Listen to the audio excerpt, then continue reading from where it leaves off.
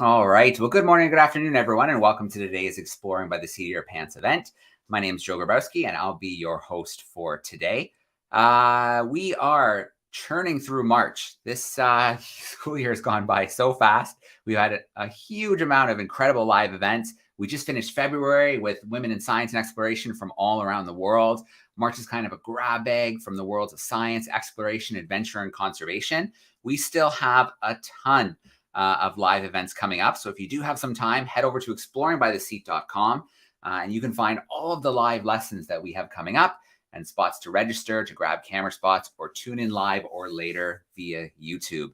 So today's event is going to be a great one. I'm really excited to have Peter Schroedl joining us today. He studies the microcosm and the macrocosm with a tenacious appetite. So he's a PhD student in the Marlow Lab of Geomicrobiology at Boston University. And one major area that interests him is microorganisms. So things that we can't see, but not just any old microorganisms. They are found in extreme environments, places like the bottom of the ocean, places like volcanoes where the temperatures are really, really high.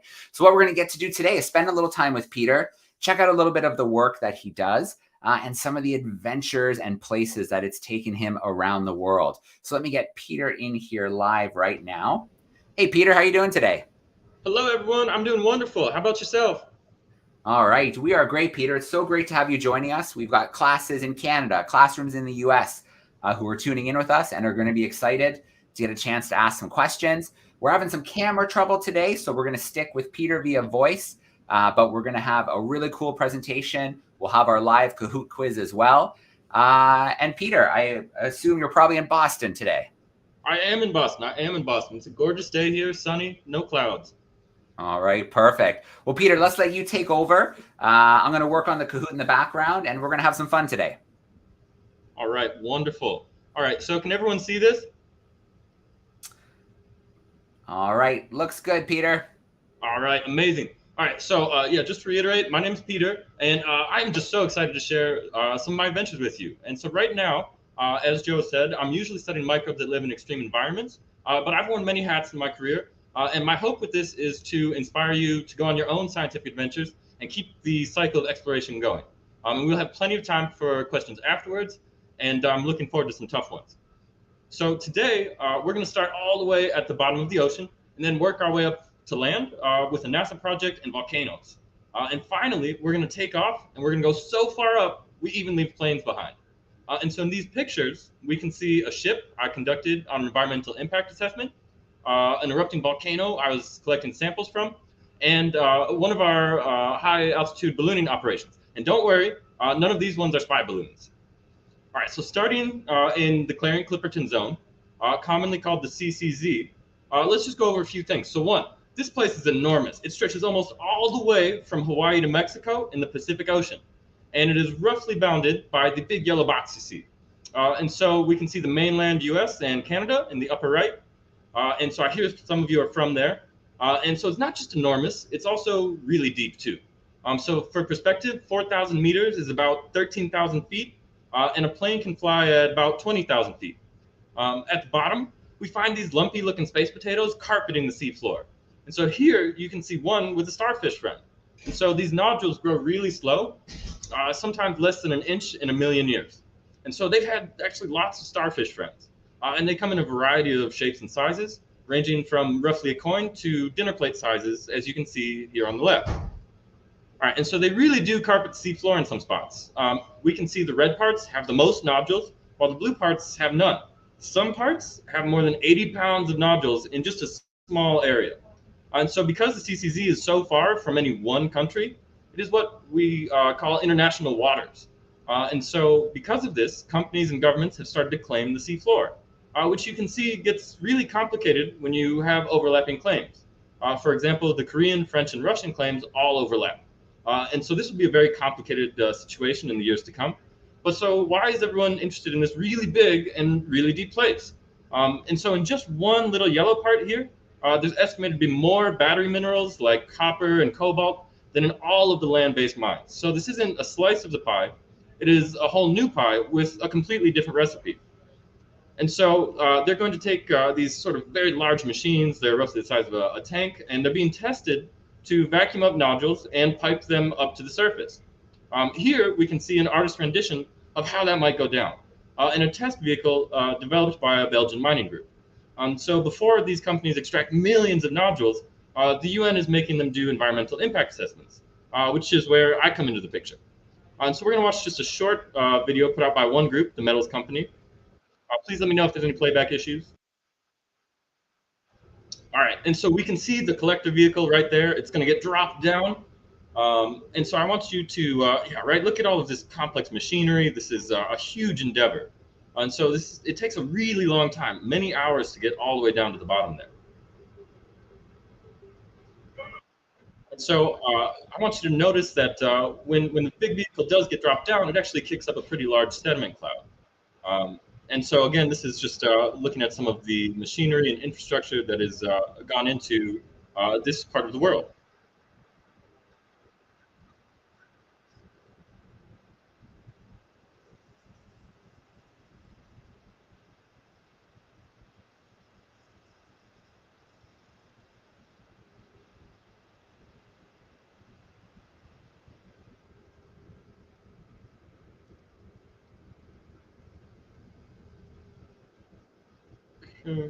All right.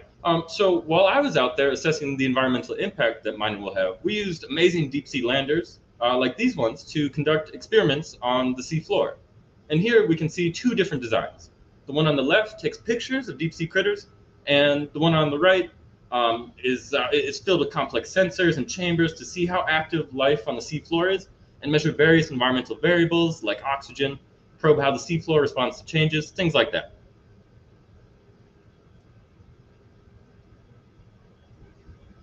All right, and so the CCZ is home to alien-looking critters that we just don't find at the surface. Deep sea corals, holothurians, sponges, worms, and more all call the CCZ home. Many of them are interconnected with the nodules because they literally live on them. So here we can see deep sea coral attached to the nodules. And so, right there, they're literally attached to them. Other times they cruise over them like a highway. And these are just the ones that we have found so far.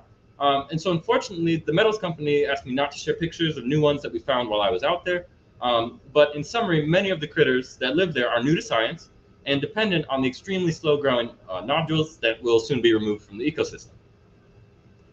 All right, and so we're going to transition away from the deep, dark, cold bottom of the ocean, swim up over 4,000 meters, and find ourselves at some of the newest land on the planet, in Iceland.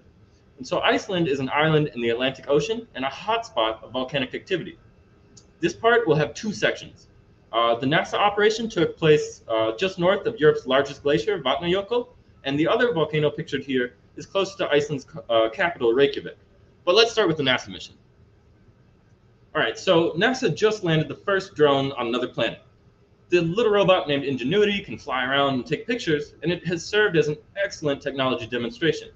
But now the question is, well, what else can we do with drones on Mars? But how do you go from art to reality? And this is how. So this is an actual picture from the field site. And so you'll notice the similarity between these two. We replicated what an actual mission on Mars would look like in a planetary analog here on Earth. So minus the blue skies, you might as well be there. Notice how there's no plants. And so it doesn't take too much imagination. This is a very unique place to be. And so let's get a snapshot of what it's like living and working in a NASA camp, okay? So let me just make sure you guys are getting good stuff. All right. So we use solar panels to get energy, and we live in big and small tents under wild conditions. Right by the river you can see here. And so rovers are a tried and true tech, but we wanted to explore how we can make them even better by trying and combining things we've never done before, like drones. You can really zoom all over the place with drones, which is a huge advantage over the very slow-moving rovers. And so drones can fly off and land in places that rovers can't even get to. And so landing is always more nerve-wracking than taking off. Here, we were trying to land on a specific mineral patch called pumice, which is that lighter feature you see in the middle there. And then what we wanted to do is we wanted to take a drill sample from this rock, which is found in places all over the solar system. because if we can do that here, that's a good indication that with some minor changes, maybe we could do it somewhere else too. And so after we've collected the sample, now we're going to take off and fly back to our home rover.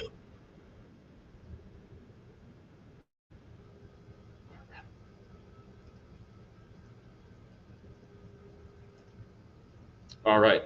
And so here you can see my friends Elisa and Colin with a drone. We were testing out scoopers and drills attached to drones like you can see here.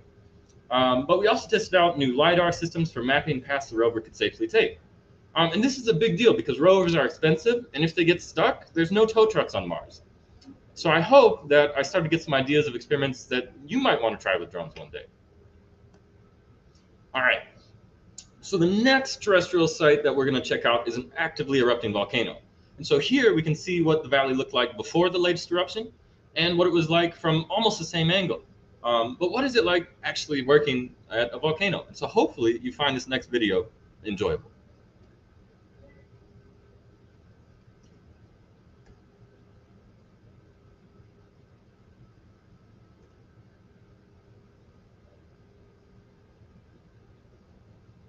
All right, and so you really do need to be careful working in a precarious place like a volcano. Here we're looking at the crater. It's bubbling like a cauldron.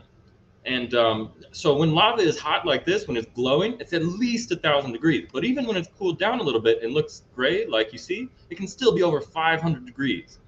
And so now we're looking at the crater, but we're actually going to go down this lava river that you can see right in front of you.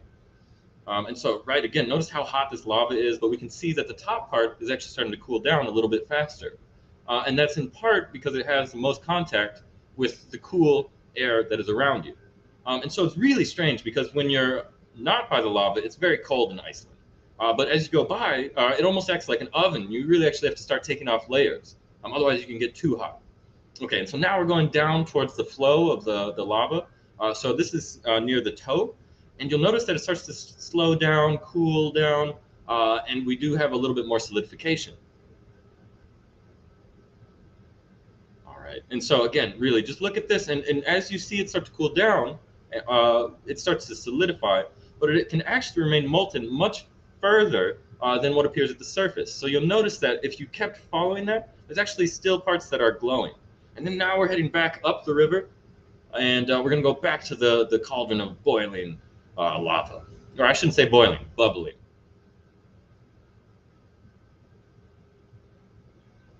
And again, look at, so it's not just lava that gets produced by a volcano. You'll notice that there's also a lot of gases. And this is really important too, because they have an impact on our climate, but also on how the system at large develops. And so depending on the types of gases that are there, you can have all sorts of things occurring. So some of these are more or less poisonous, and so you really do need to be extra careful, not just of the temperature, but also of what is going on in the air around you that you're breathing. And so again, look at these huge clouds that are coming off, as well as the lava.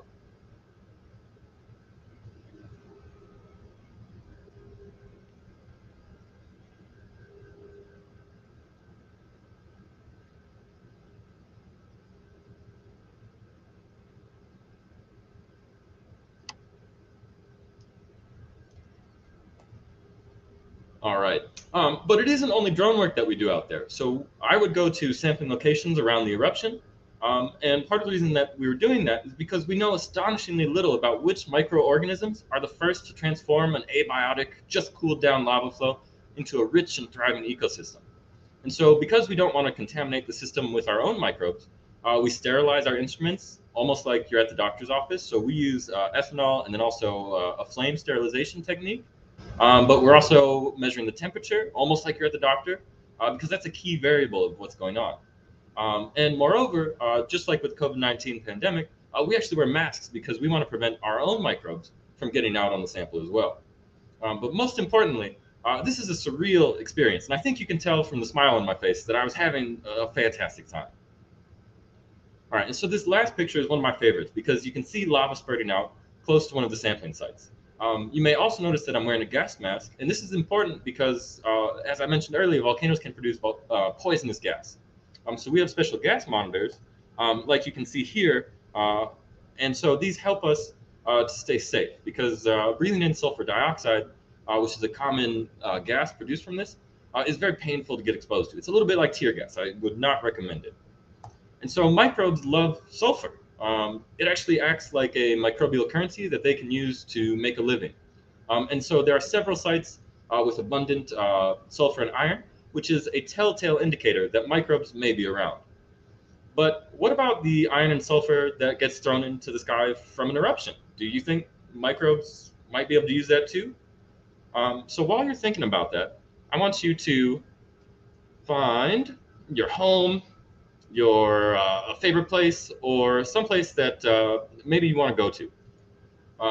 And so what we're doing right now is we're looking at the concentration of particles all the way up at 10 kilometers. And so remember, at the CCZ, we were 4 kilometers deep. So we're really, really high up there. And so dust is shown in red. Smoke from forest fires and organic sources is in green. And sulfates, so this might be from factories or volcanoes, are in white. And sea salt can actually get whipped up from rough seas and even make it all the way up here too. And so microbes can hitch a ride on all of these sources and get transported across huge distances, sometimes even across the entire ocean. Like you can see a lot of dust coming from the Sahara in Central and Northern Africa, and then that even goes all the way across the whole Atlantic Ocean sometimes. And so this is a really dynamic process, and it illustrates just how complex and changing our planet really is. All right, so let's go back to the presentation. All right, so let's focus in on forest fires, which have been made worse in recent years by our pollution and land management problems. And so in California and Canada, wildfires have been really strong recently. And so here, a satellite named Calypso measured how the smoke particles form and disperse throughout the atmosphere. This satellite also measured this after a huge fire in Australia that lifted dust all the way up into the next layer of our atmosphere, the stratosphere. And so dust like this is a major part of what I set out to go measure and collect. And so while we were launching our balloons, this was the situation on the ground. So we can see that there are a ton of fires. So some of what we collect is probably from fires. But we can actually use models to back calculate where our dust came from. And so here you can see that there is an overlap between where our air came from and where we see wildfires. And this is important because it is one thing to say this is what's up there, but it is a bit more powerful to say this is also where it came from. But what is it like to be part of a ballooning mission? So on this and the next slide, we're going to get a ride up to the stratosphere.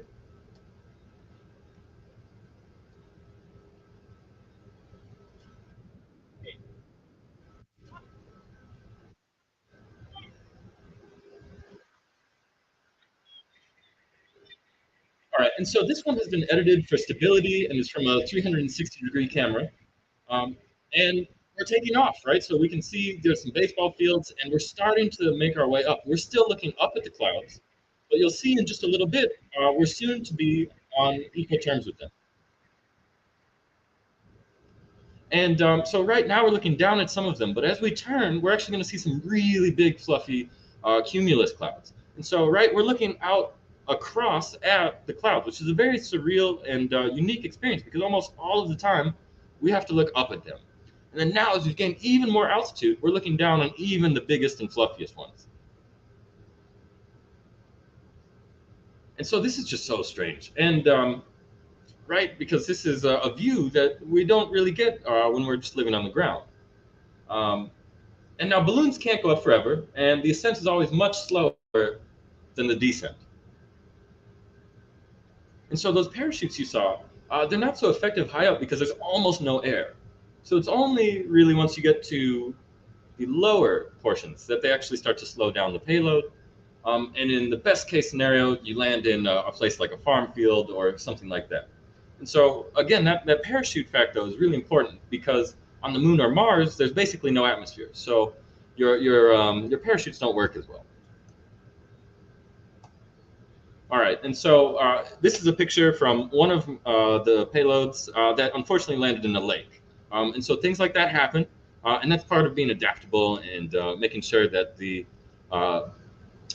sometimes you have to change to the situation. All right, so again, this one has not been edited for stability. So if you start feeling a little sick, I recommend closing your eyes, and the feeling should pass. And I really like this view because it allows you to see how the balloon gets bigger and bigger as you keep going up, and it's just beautiful. So right now it's about 6 feet across, or roughly one of my wingspans. We've gotten a little bit bigger now. Now we're maybe a very large car, or a slightly small house or something like that, and it's going to keep getting even bigger. And so now this is about this is a big balloon. And so again, what comes up has to go down. Otherwise, you don't get any of your data back. And so to me, this is very beautiful. And it sure makes me wonder what it must be like up on the International Space Station, or even all the way up on the moon. And I think we are incredibly lucky to have such a beautiful planet that is still full of surprises to go and explore. And as we look out across our planet, I just want you to think about how this is our planet. And it's just stunning. I think we're very lucky, and I think that we are making some tremendous strides in figuring out what is going on. All right, and just to wrap up here, I really should thank the Marlow Lab at BU, the University of Minnesota's Bailey Lab of Geomicrobiology, NASA Raven, the Minnesota NASA Space Grant Consortium, the Explorers Club, and Fjallraven, and of course, Exploring by the Seat of Your Pants. And so, again, this picture of our planet is from 1972. It's very famous. It's known as the Blue Marble. And I'm going to stop sharing now, but thank you for listening, and I'm happy to take any questions. All right. Well, Peter, thank you so much for taking us on that amazing tour of extreme environments, places you visited around the world.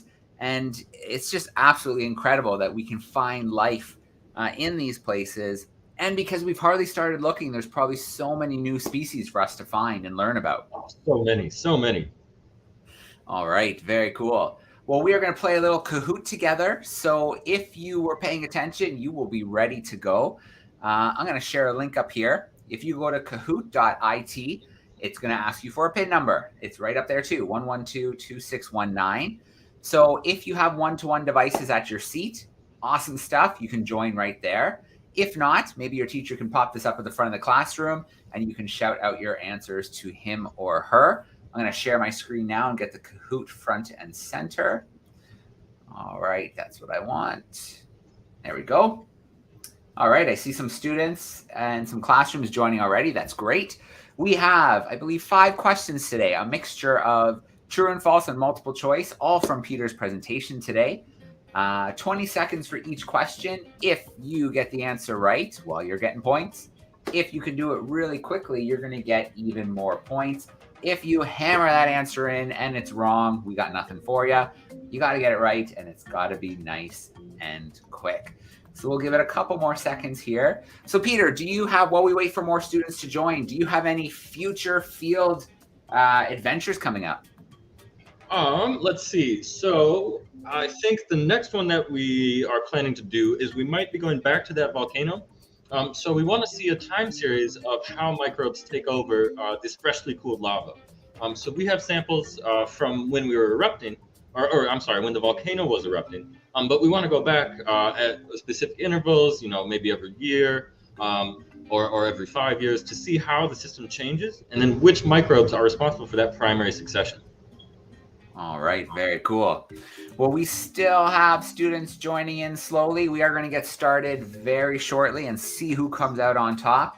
I think things have slowed down, so I think we've got our classes. I think we've got our individuals in as well. So let's get this event started. Here we go. Okay, so a couple seconds to get yourself situated. And then we are off with some true and false, some multiple choice. Question number 1, which extreme environment did Peter not talk about today? Was it volcanoes, the deep ocean, polar regions, or the stratosphere? Which extreme environment did Peter not talk to us about today? You've got about 5 more seconds to get your answer locked in. Which one did we not talk about today? All right. Good job, crew. It was polar regions. I think we might have had a little confusion, but we did it. We got through. Let's get to our next question here. The diligent stork is holding down that top spot, but we are going to jump into a true and false now. Nodules grow really fast, sometimes only, that should say an inch a year, over an inch a year. So nodules grow really fast, sometimes an inch each year. Is that true or is that false? That nodules grow really, really fast.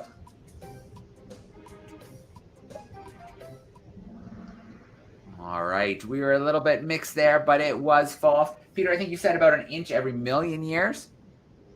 Yeah, so right now, the current rates are somewhere between a nanometer per year or a millimeter every 1,000 years. All right. So yeah, much less than an inch. Yeah.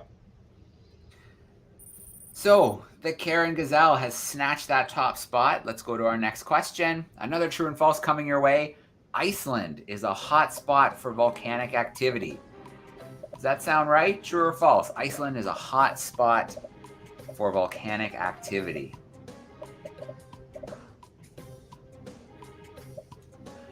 We have a few more seconds to lock something in.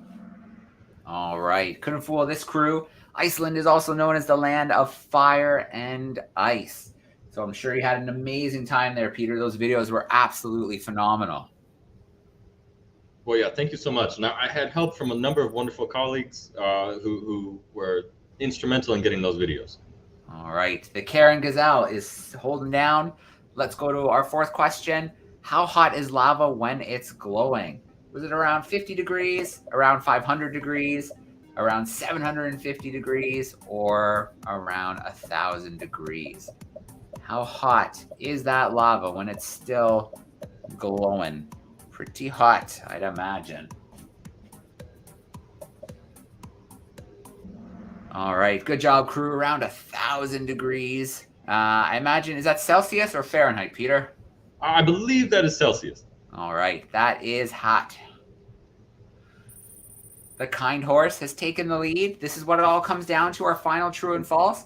Microbes can be picked up on particles and carried all over the world. Is that true or is that false? That microbes can be picked up on different particles and carried all over our planet. True or false? A few more seconds to lock it in, and then we'll take a look at our podium before we switch gears and we do a little Q&A action. All right. Good job, crew. That is true. Let's look at our leaderboard. In third place, we've got the amusing crane. In second place, we've got the kind horse.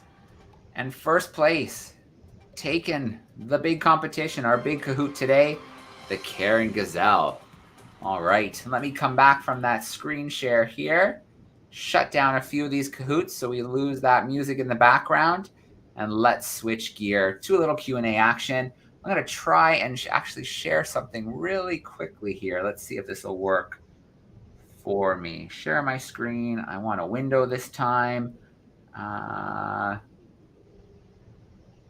work? Ah, it didn't work. Okay, no big deal. I was going to try and share a little picture of Peter, but it didn't work for us today. So let's get into a little Q&A action. I'm going to take down this Kahoot. And then we will be good to go. So let's get started here. We've got Mrs. Fisher's crew. Mrs. Fisher's crew is joining us from Carson Point in Michigan. Let's bring them in front and center. Here they come. Hey, Mrs. Fisher's crew, how are we doing today? Good. We have Tessa here, and she has a question. It kind of came from the ocean section. All right. How do you see the tiny animals?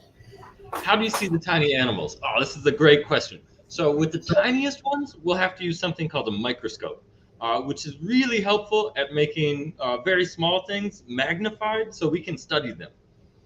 Yeah, that's a great question. And so there's a few different types of microscopes you can use. Some bend light, some bend electrons, and depending on what you're trying to measure, you'll use those different types of microscopes. All right, very cool. And then Peter, some of those samples that you bring up, are you guys using ROVs, remotely operated vehicles, or robots? So on the cruise I was on, we were using mostly deep sea landers and also something called a multi-core and a box core. But I know that there are plenty of environmental impact assessments that use ROVs, and that's essentially like a remote-controlled submarine that they can use to go and explore different parts of the ocean. All right. Great question, Mrs. Fisher's crew, to get us started. Be ready because we are going to come back. A shout out to YouTube. Don't forget to use that chat sidebar and send us in a couple questions there. But let's go to another camera classroom here. This time I want to go to Miss Smith's crew. We're going to go to Hamilton, Ontario here in Canada. They are some grade 8s. Let's get them front and center. Mrs. Smith's crew, if you're there, let's get that mic unmuted.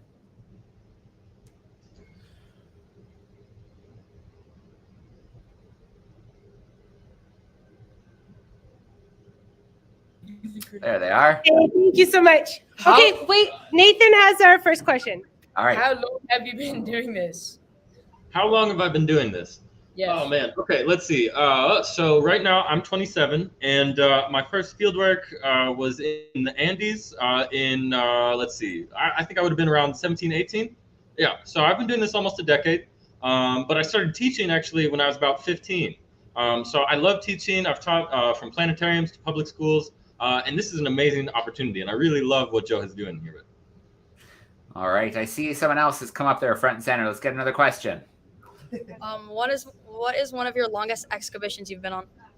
Oh, geez. So this the longest expedition. Let's see, the cruise that you saw pictures from. I think that one was a little under 6 weeks. But actually, this last one in Iceland. So it was. I originally went to go study this volcano, which was dormant, or I shouldn't say dormant. It wasn't erupting. It had erupted last year. Then I got roped into this NASA mission. And then a few days before the end of the NASA mission, the volcano actually erupted again. So that one I think was probably about 4 or 5 weeks as well, maybe even 6. So I think, yeah, a little under 2 months, something like that. All right. Well, Grady, get a question or two ready for us because we'll try and swing back your way. All right. So question here. I'm going to grab this one from YouTube. Peter, what drew you to extreme environments? Oh, man. Well, I think some of the most important, so microbes are the world's premier chemists. Okay, so when we work with them, we can do amazing things. For example, if you took a PCR test for COVID at any point in the last few years, it was probably using an enzyme that was isolated from a bacteria that grows in a hot spring. A microbe that grows in a hot spring. And they're helpful for environmental remediation, things like that. So in terms of new things to discover, I'm really drawn to that because I really like helping people. And so when we discover new things and new pathways that microbes are taking, that allows for new applications, hopefully to help people. All right. Let's bring in another crew here. We are going to let's go to Vancouver this time. We've got some 6th graders hanging out in Vancouver. Let's get them in front and center. Hey, grade 6s. Hello. Speak up. What's like the most exciting part of your job? The most exciting part of my job? Oh, that's a great question. Well, okay, my favorite part is probably field work, but it's really exciting when you're doing some data analysis and you have a hypothesis that is either disproven or supported. And that happens all the time. I think one thing that is really important is in a lot of science textbooks, it looks like we're right all the time. And I just want to say that is not the case. A lot of the times, it's only after you've been wrong so many times and you're pretty sure you're right. So again, that's I think the data analysis and fieldwork are probably my favorite. All right. That's great. This theme always comes up. There's beauty in a failure because if you learn from it, good things happen. Yeah. For example, I showed a picture of one of those ballooning missions that landed in a lake. And unfortunately, we couldn't use that one, but it was really fun and it was a good experience. All right. Do you guys have another one on deck or should we come back? Yeah, we're coming. All right.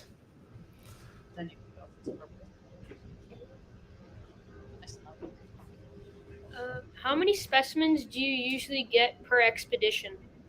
Ooh, this is a good one. Well, so it depends on where we're going. Because, for example, it's usually pretty tricky to get samples from the bottom of the ocean.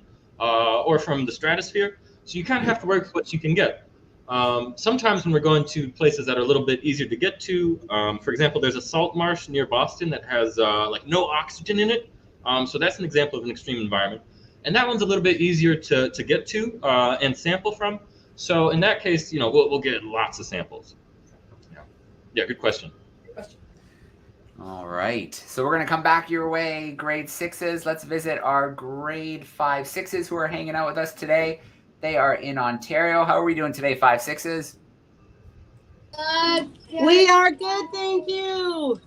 Excellent. Who's on deck? Who's got a question? We typed it in the chat bar. That was from Griffin. Okay, so I can read that out then. So Griffin wants to know your balloons, Peter, they pop and they fall back to Earth. So they're curious why, if an astronaut goes for a spacewalk, they don't fall back to Earth. Oh, okay, yeah, that's a great question. Okay, so when a balloon pops, it falls back to Earth. Let's see. So these balloons are made out of like rubber, like a latex, and they have a finite strength. And because we care a lot more about people than we do about balloons, we make sure that their spacesuits are made of a much more powerful and stronger material. Because if it pops, that would be a disaster. Let's see. So another thing is when you're usually seeing astronauts up there, they'll actually be much higher. So we actually usually in our stratospheric ballooning missions, we can only get up to about 30,000 meters or so. And I believe it depends on who you ask, but the boundary of space is at like 150,000. And I think the International Space Station is at like 350,000. It depends a little bit on what they do with their thrusters.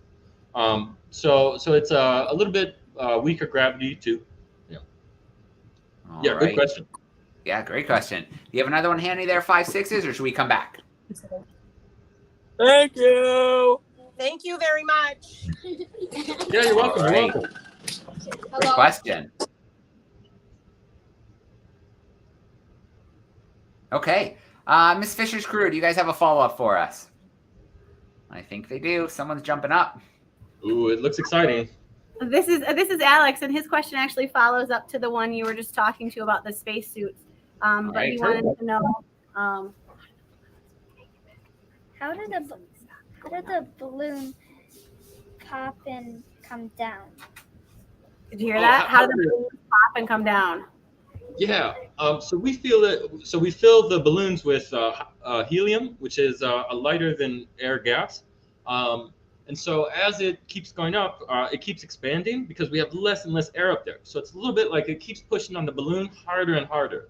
And a little bit like, I don't know if you guys like graham crackers, but if you just tap a graham cracker, it won't break into two. But as you keep putting more and more force on it, eventually it'll break into the little squares, which is a little bit like what's going on with the balloon. All right. Good question, crew. Thanks, Michigan.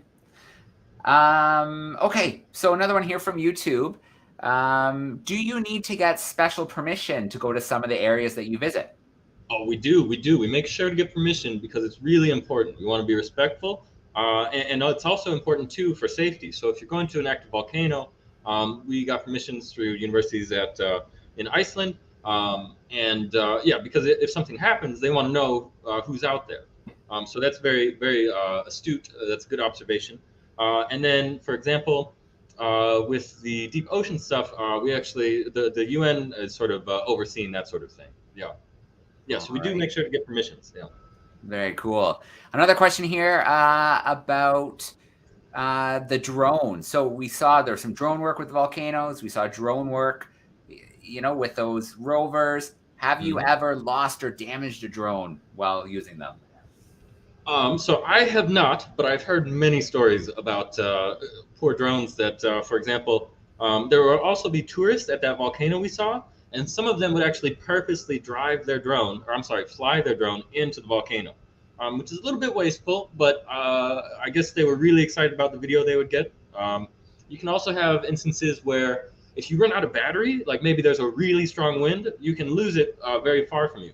And unless you have like a GPS or something like that on your drone, it could be gone. Okay. Let's go back to Vancouver, see if they have another question or two for us. Looks like they do. Can you get killed by lava? Well, yes, you can, and so it is a dangerous place to work. But if you're careful, and if you go with experts, it becomes a little bit safer. There's concrete strategies you can do to mitigate and reduce the risk. But yeah, I mean, people have been getting, I guess, affected by volcanoes since people started being people. There's famous examples of Pompeii and Herculaneum, Mount Pinatubo, things like that. Yeah. Yeah, and then what we didn't see, Peter, was all the work that goes on ahead of time preparing for that expedition. It's true. It's true. All right, go ahead, Bud. Looks like you've got a question there for us. When the balloon pops, do they go up there to clean it, or do they just leave it there? Oh, okay. So the balloon, sort of that rubber, actually falls back to Earth too, but it's actually it gets burned up usually. So as it's falling, it starts to heat up, and so yeah, we don't have to clean it up, fortunately. But one thing that is starting to be a problem is the satellites, when they're really far out there. Those ones will not typically fall back to Earth unless we yeah. So there's sort of it's a good problem that you're thinking about. But then how do we clean up those ones that are like the satellites when they? Yeah. So we're there's a bunch of companies that are starting to work on this. Because it is starting to be an issue. So like you said, this is something that needs to happen. And I imagine when you're a little bit older, if that was something you wanted to solve, I bet someone would pay you a lot of money to do it. Just putting that out there. Yeah, good question. I have a friend who's looking at that, and she's looking at using robots to refuel satellites as they run out of their fuel and things like that. And I know some go up there in mind that, yep, they're going to last this long, and then they can do kind of a controlled burn and bring them back into the atmosphere that way. But you're right, that's good thinking. There is so much space junk around our planet right now. It could get tricky to be launching things in the future. It could. It really could. And I think recently, Peter, they had to move the space station, didn't they? Or they had a little piece, maybe did a little bit of damage or something along those lines, where they had so they're always thinking about that too. Exactly. Yeah, and it's getting harder and harder to track all of these because as they break up, they can form tinier and tinier pieces, but they're still moving really fast. So yeah, like you said, there was a small particle that they think hit a coolant tank, and that caused an issue in the International Space Station, and everyone basically had to go to the lifeboats. All right. Well, Mrs. Fisher's crew, we'll give you final question. If you do have one, give us a wave, or I can take one more from YouTube to wrap us up for today. I think I see Mrs. Fisher coming up, so maybe there is one more. All right, this is Holden, and he has a question about the nodules in the ocean. What is the largest nodule ever discovered? Ooh, okay. I don't know the largest one ever discovered, but the biggest one I've seen was about the size of a dinner plate. And so because they grow so slow, they really are very old when they get to be that size. One thing that's also cool is sometimes the nodules will grow around shark's teeth. So they'll be the shape of a shark's tooth. Wow. And because they're so old, they even have some from megalodons, which are like some of the biggest sharks we've ever seen. Very, very cool. And a great question. And there we go. A little research for our groups today as well to see if those nodules get bigger than dinner plates. So there's a little something for you to do, a little Google search for after this event today. So I want to start off with a huge shout out. Thank you so much to our camera classrooms. Thank you so much to our YouTube classrooms and those who will be tuning into this later. Thank you for your great questions. Thanks for playing along with the Kahoot. And Peter, it was such a pleasure to have you join us today and to take us into some of those extreme environments. You have a very cool job. It was a pleasure, Joe. Thank you so much for inviting me. All right. We've got a few classrooms had to duck out for their recesses, but there's still a few more hiding backstage. So let me bring a couple in. If you guys want to give Peter a big goodbye and thank you, and then we'll sign off for today. Thank you so much for being with us. It was great to see everybody. Awesome questions. Have a great rest of the week, guys. We're going to sign off for now.